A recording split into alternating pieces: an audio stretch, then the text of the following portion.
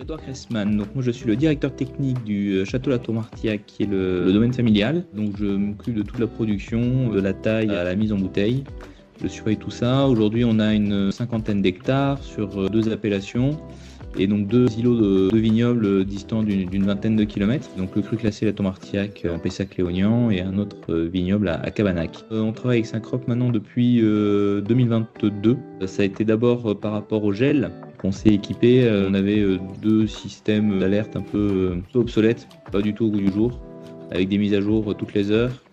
Et quand il gèle, chaque quart d'heure compte. Et donc ça a été quand même assez pratique pour décider d'allumer ou pas nos systèmes de protection.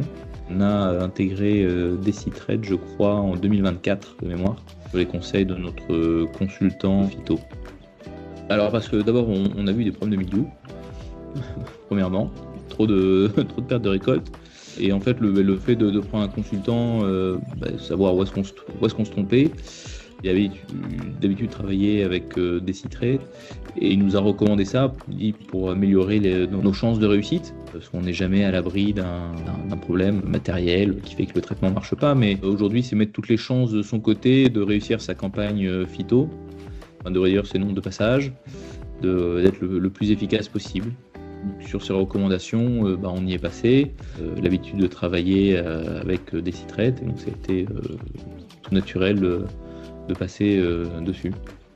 J'ai grandi avec un téléphone dans les mains, très ergonomique, très intuitif. J'ai pas l'impression d'avoir eu à galérer quand il faut discuter avec mon consultant et mon chef de culture. On a toujours un téléphone sous la main pour avoir les données météo, les pluviométries, les prévisions.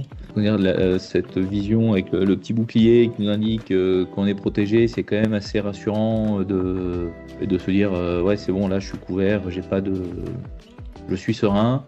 Je sais pas si je consulte l'application 7 fois par jour. Essayer de ne pas prendre de mauvaises décisions. Enfin, je trouve qu'on est plus efficace, des meilleurs IFT qui ont bien baissé depuis qu'on utilise ça, parce que maintenant, aujourd'hui, en fait, on a de la data qui nous permet de prendre les meilleures décisions. Le fait d'avoir tous des données fiables entre le consultant, le chef de culture et moi, la décision est collégiale, même si c'est moi qui tranche à la fin. Mais on peut tous se connecter sur nos stations, avoir nos pluviométries en temps réel. S'il faut aller retraiter, on s'aperçoit qu'en fait, il y a 3,5 km d'écart entre 2 stations avec un pluviomètre, entre la partie est et la partie ouest de la propriété.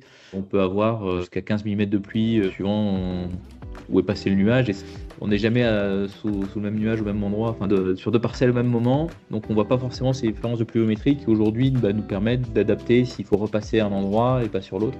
C'est vraiment plus d'infos et de meilleures décisions en tant que technicien, mais il a accès à mes données en même temps que moi. Typiquement, le lundi matin, notre consultant arrive, on fait un tour du vignoble pour voir s'il y a de la maladie ou pas qui se décide. On regarde la météo passée et future. Et c'est là où on se décide si on est couvert ou pas d'une intervention, d'un produit et des doses aussi. Alors on compare justement avec les densités de végétation, les doses qu'on doit et la vitesse de pousse. Depuis qu'on travaille avec ça, j'ai plus de problème de mildiou.